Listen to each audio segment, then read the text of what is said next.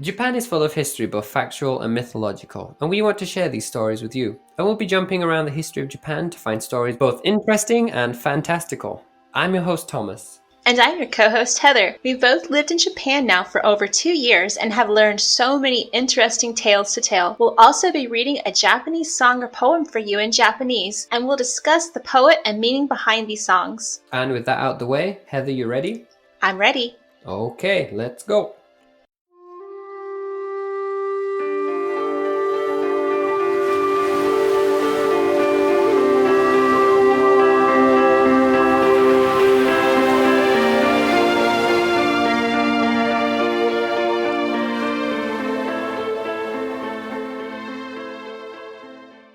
Thomas, are you tired? No, I just thought you wanted to start because you wanted to explain your voice. Oh, yeah, that's right. So I have a slight cold. So my voice, to my ears, it sounds really high-pitched and raspy. I have no idea what it sounds like to you guys, but I'm going to gambari masho. So today is episode 14B, carrying on from the last episode. We did the one side of the 1,000 yen note, and today we're going to flip it over and do the other side, which has the pictures of Mount Fuji and Lake Motosu. So we're going to look into some of the stories and histories surrounding these two areas. I was going to ask you first though, Heather, what you already know about Mount Fuji. You can only climb it during 2 months of the year, I believe. It's very well known and used a lot in art and literature throughout Japanese history. That might be the extent of my knowledge. I'm trying to think if there's anything else I can think of, but those are the big things. It's used in art, and you can only climb it a very short time of the year. Okay, I'm going to start with the Lake Motosu. So after researching this lake, I thought there might be a few stories actually surrounding it because it's on the 1,000 yen note, but I've actually struggled to find any stories behind the lake. If I'm missing something and you are listening and you do know a story about the lake, please email in and let us know. For the time being, all I can really tell you about the lake is a few of its concrete facts. So the lake itself is part of a group known as the Fuji-san Goko, or the Fuji 5 Lake. Now all of these lakes, including Motosu, were formed during lava obstructions in the past, which formed in the valleys of the Misaka Mountains. And out of the 5 lakes, Lake Motosu is the deepest at a depth of 122 meters. And that's really all I could find about the lake. I have one more Fuji fact I forgot. Fuji is a volcano. It's an active volcano. Yes, it is, indeed. So Thomas, for those who don't have a 1,000 yen bill sitting in front of them like I do, what's on the back of the 1,000 yen bill? So you said Fuji, and there's a lake. What else is on the back of the bill? So in addition to the two places, the note also has depictions of cherry blossom, which obviously are quite famous in Japan. You have the cherry blossom viewings every spring. There's a lot of famous places that actually have it, like Ueno Park is a very famous place for this, and people will go there every year to sit underneath the blossoms after work and have drinking parties and things. So yeah, that is also on the 1,000 yen note. So yeah, there's not much about the lake, so I kind of want to move quickly on to Mount Fuji itself. So first, looking into some of the well-known facts. Fuji-san, as we know, is the highest mountain in Japan, reaching a height of 3,776 meters. But what I didn't actually know until I did the research, that it actually has 3 subsidiary volcanoes surrounding it by the names of Komitake, Kofuji, and Shinfuji. Now, Shinfuji, out of the 3, has been the most active and has actually over time covered the other 2 mountains in cinder and lava and kind of buried them. And moving back to Fuji, we have records of its various eruptions throughout time, and our first ever stated record of an eruption from Mount Fuji dates all the way back to 864 AD. Oh, whoa. So are these records, or is it a geological record? We actually have records about this, and not just from geological, literary records from the time. We know that it actually erupted for 10 days straight, ejecting from its summit a lot of cinder and ash, which fell to earth as far away as Edo Bay, so basically the Tokyo Bay. And we know as well that because of this eruption, there was a lot of death and many homes were destroyed. And the lava flow from that eruption filled a large lake, which was then split into 2 smaller lakes because of the lava. And this lava is known as the Aogi-Kahara lava, and at present that ancient lava flow is now covered by the Aogi-Gahara forest, which is the forest that is famous as the Japanese suicide forest. I did have a question about the names of the mountains. So you said Shin Fuji. Usually Shin can mean new. So is that new Fuji? And then Ko Fuji is maybe like child of Fuji? So I'm not sure for the mountain that was Komitake what the kanji are for it, but when it comes to Ko Fuji, yeah, it's using the Ko as in like small or like child, so like small Fuji, and Shin Fuji using Shin as in new. So yeah, Shin Fuji would be new Fuji. As you said earlier, the mountain you can only climb for about 2 months of the year. It has its on season and its off season, and obviously as you go up the mountain, there is like the established stations that you can rest at throughout the way. And this mountain has been widely seen as like sacred in both Shinto, Buddhist, and all the other religions of Japan. And there was one religion known as the Fujiko, which is a combination of both Shinto and Buddhist elements. And it was this sect that actually established the customs of dividing routes to the summit into 10 different stages. Really? Okay. I was wondering because there are several different routes, and I have heard stories about people staying at the mountain huts on the way up to Fuji. That usually you sleep literally side by side by side by side by side of everyone else who's rented the night. It literally you can't hardly sometimes even move because there's just so many people just sleeping in sleeping bags next to each other. Yeah, I didn't know until this point that such routes and stations had been established like quite a long time ago by this like relatively small religious sect. So that's quite interesting. But I know from what I was reading, they established 10 different stations or stages, but I think now on the mountain there might only be 8 stations. Carrying on from the idea that Mount Fuji was seen as a sacred site, women weren't actually allowed to climb the mountain until 1872. Wait a minute. So why weren't women allowed to climb? I'm not actually too sure. Maybe it was a thing of, well, it wouldn't even make sense in a way because obviously in Shinto you have the shrine maidens and in Buddhism you have your nuns. So there were still women in religion in Japan. So why only men could climb instead of women up until 1872, I'm not actually too sure. So probably have to go and look into the actual religion itself to see if they had the different religions are actually involved, but were the routes controlled by that one particular religious sect, like until a certain point of time, or did they just make the routes and they didn't control them? From what I was reading, they didn't have a control over them. They just established them so people could go, because a lot of pilgrims did still climb the mountains at these times from different sects of religion. So Shinto, Buddhism, the Fujiko, Shugendo as well made a lot of pilgrimage up this mountain because it is a religion founded on mountain worship. So historically, most people climbing Fuji were climbing it because of religion. Were there people climbing not because of religion, just to say, I climbed Mount Fuji? There are some references to people who have, but they're mostly within fantastical tales. Okay. So whether it happened or whether it was just like romanticized in a way, I'm not too sure. But yeah, we do have stories about normal people climbing Fuji, but yeah, they're always related to some like folktale or mythology of some kind. Okay, I'm at least from what I've researched so far. There may be other stories, but there's so much about Mount Fuji, I kind of had to stop at one point and be like, this is enough for today. We'll come back to Fuji another time. So I have 2 quick myths surrounding the mountain itself. And one is, according to the Buddhist tradition, they believe that Mount Fuji rose from the earth in 286 BC after a giant earthquake, which also created Lake Biwa. And the other one is that legends say any pilgrim, or anyone in fact, walking up the mountain, the sand which they disturb as they walk, which rolls down the mountain, would reascend to its former position every night. So Fuji reset itself every night to its original state. Sort of like an Etch-a-Sketch. I mean, if you want to compare Mount Fuji to an Etch-a-Sketch, sure. Maybe not, I was trying to think of a parallel. So I wanted to quickly talk about some of the... Well, I briefly wanted to mention like Mount Fuji and artwork. Yes. Now, Yes. if I told you like Mount Fuji Japanese artwork, what is the go-to piece of art? I think Hokusai, and I think it's the 36 views of Mount Fuji that he did.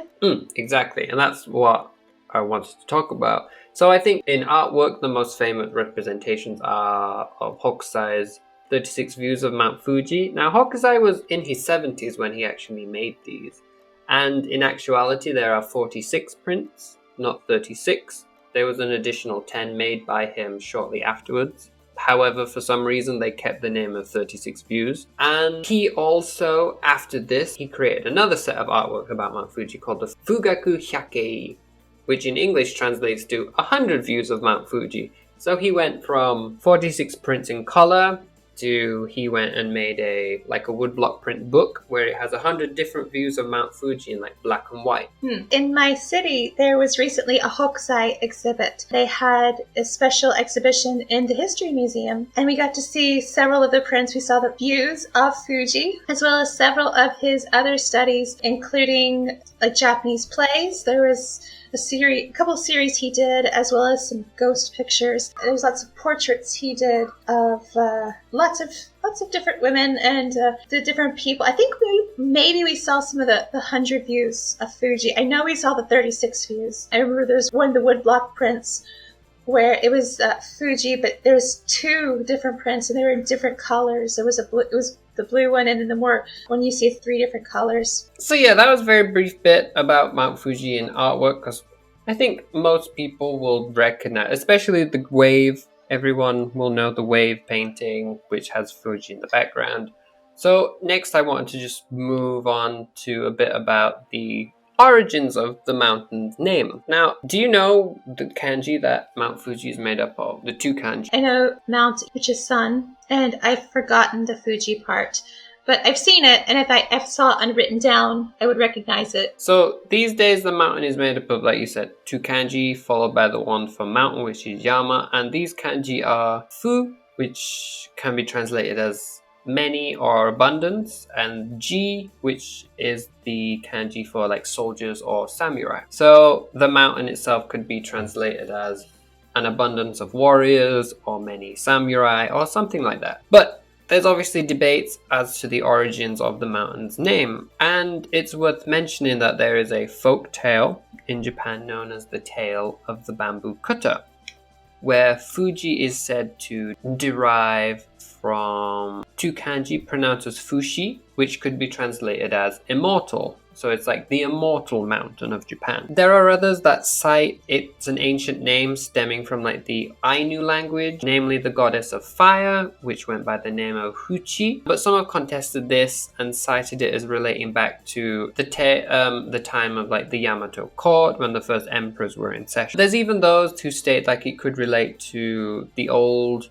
Eastern Japanese languages, as they had a word for fire master at the time, which in its originality was pronounced Pu-suzi, and over time became shortened to Puzi, which could have then changed slightly to become Fuji. Fuji. So it's difficult to find an origin to the name of Mount Fuji because there are no documents which talk about its origin. Like, we have old documents that talk about Fuji, but oftentimes they give different kanji, they give different origin stories to it. So I feel that unless we find some documents that have never been read or discovered before, then this is something that will probably never be answered. I really did not know the origin of the kanji, and I didn't realize that there was so much history behind it.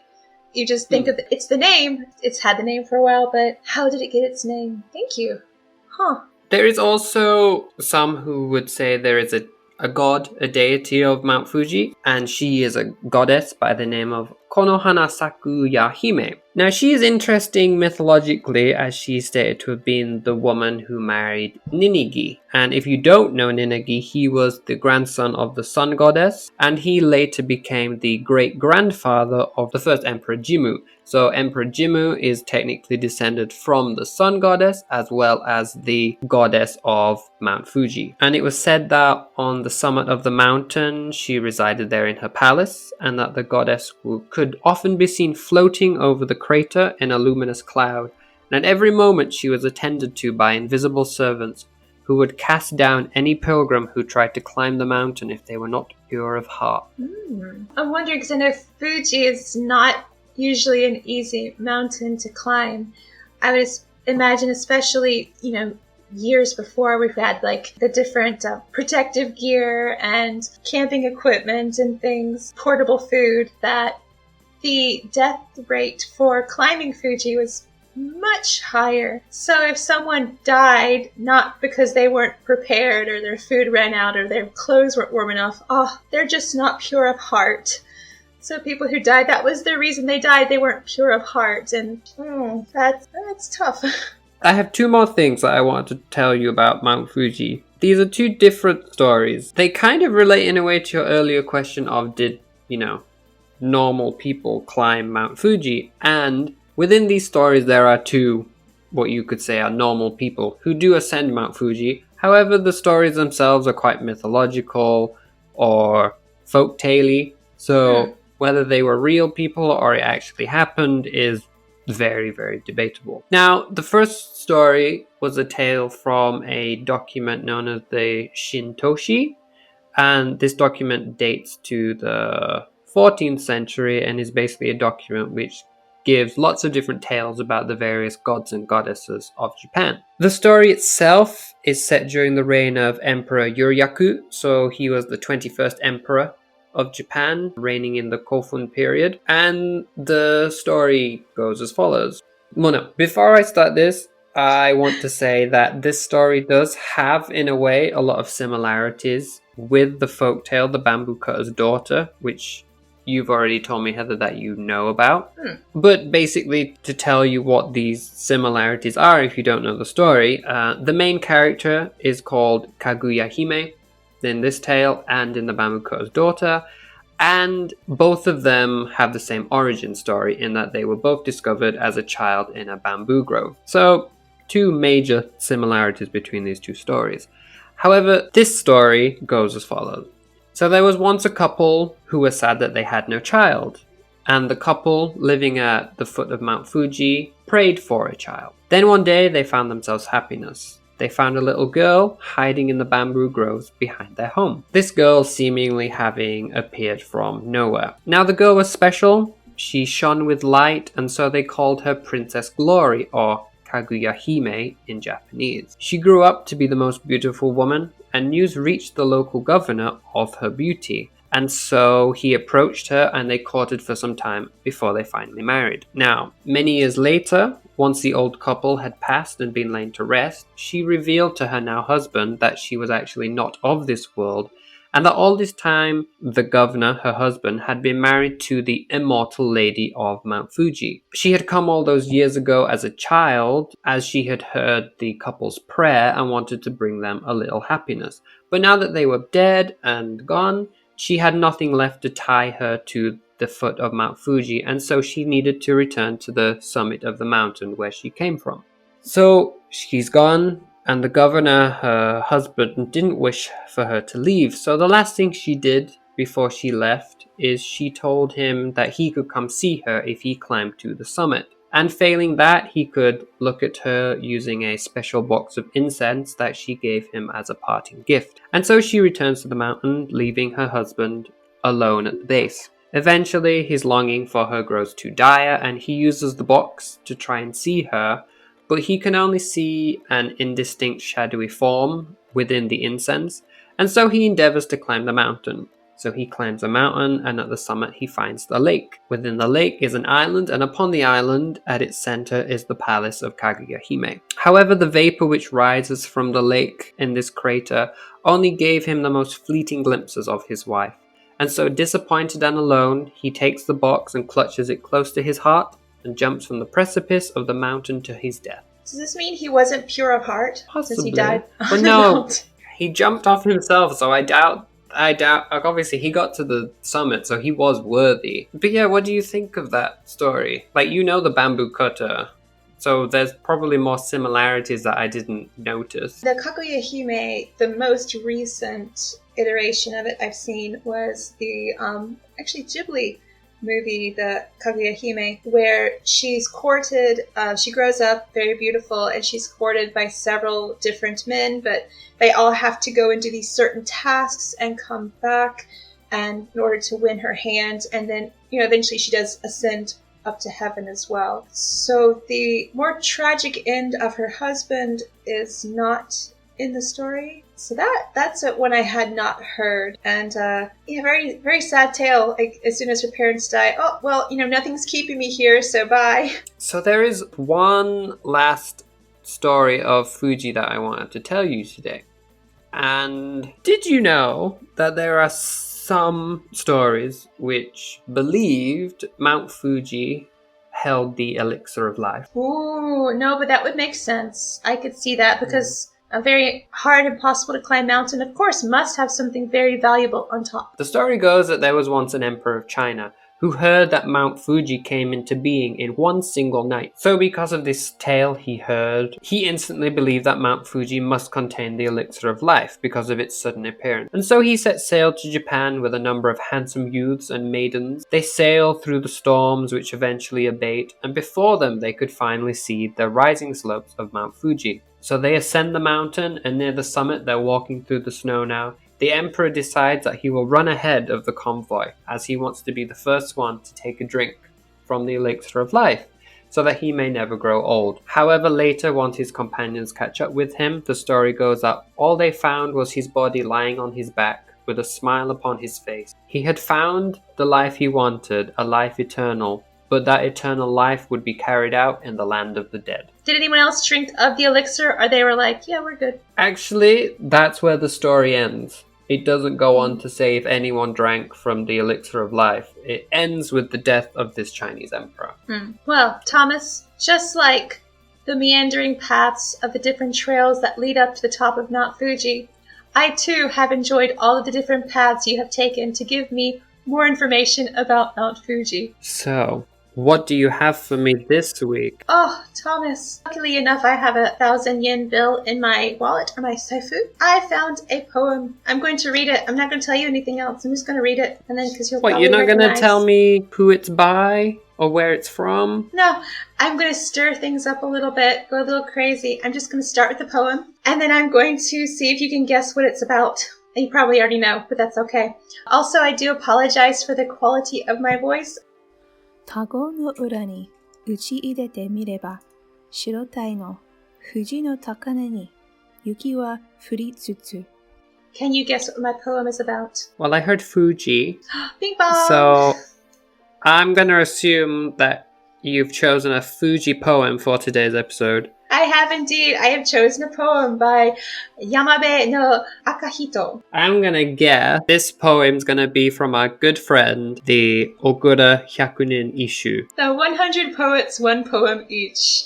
Why, yes indeed, sir. It is because, do you know, in this book, there is only one poem that mentions the name of Fuji, at least in the translation. I didn't see in the originals, but in the translation, it's my only Fuji poem. And he was born in 724 to 749. I know he served during the time of Emperor Shomu, who reigned between 724 to 749. So not so much known about him, but he was a bureaucrat and a courtier, and he's listed by Kinto among his 36 poetic geniuses. In Japanese literature, Fuji is depicted mostly female. So there are some instances where Fuji can be referred to as male, but in literature, usually female. So which I guess does also tie into Kaguya Hime. And more interestingly, why if Fuji was depicted having female aspects, but women weren't allowed to climb it? When you told me that, I was quite surprised. And I would have thought Fuji would have been seen more masculine just because of its size. But it is quite a beautiful mountain. And in fact, my poem has a description. I'll give you the translation. Coming out on the Bay of Tago, there before me, Mount Fuji. Snow still falling on her peak, a splendid cloak of white. It's very, very fragile description.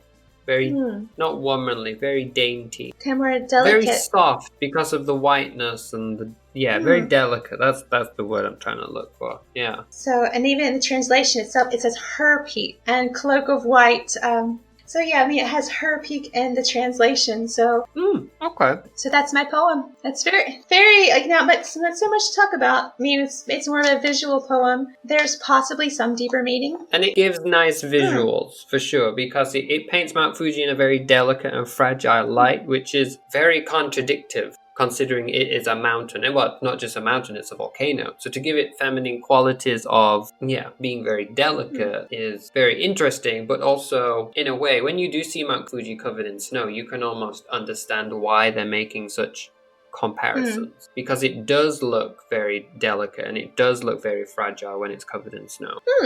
That's interesting. I guess I still think like I see Fuji and I think of like strength and power. So I like your take on it, where it seems like more delicate, and I'm not sure why I have that visual of it being like even covered in snow, still have that visual of strength. But then again, women are also quite strong as well, so it could maybe can attribute it to the strength in the strength of the mountain is not as a masculine characteristic, but the strength as a feminine characteristic. Yeah, I agree with that. You can definitely see it. For sure. So that's my poem for today. Thank you for the poem. You're so very welcome. Thank you for the poem. I enjoyed it. Well, that's everything from me. Thank you again, everyone, for tuning in, and thank you for listening. Sorry we had our technical difficulties on the last episode, and you've had 2 this week in quick succession. I hope you don't mind. We're hoping going forward that we're not going to have these problems again, so it should just be once a week on a Friday for you all. But yeah, that's everything from me, unless you have anything else to add, Heather. Today I am fine. Thank you so much, Thomas. And thank you, everyone. Okay, no worries. So until next week, guys, matane. If you enjoy the Japan Archives and have an interest in Japanese history and mythology, please be sure to check out our growing database over at historyofjapan.co.uk. We continue to add more to it every week, and you can find the show notes for every episode up on the website too. It's a large undertaking, so please be patient while we try to make a database which all Japanese history lovers can find useful. You can find us over on Twitter at A History of Japan, and if you're on Instagram, you can find us there at nexus_travels. That's NEXUS_travels. We also have a Facebook page, which you can find at Japan Archives. All of our social media is different. Also, if you're interested in little slices of life in Japan, be sure to check out my website over at heatheroveryonder.com. Thank you for tuning in today. We hope you enjoyed the episode. And if you have any suggestions for future episodes, or have anything you'd love to hear about, head on over to historyofjapan.co.uk and send us a message. If you enjoyed the show, please be sure to give us a rating and review over on iTunes. Right now, it's the best place to do so, and it helps us get the word out about this show. Thanks again for listening, guys. Until next time, bye. またね。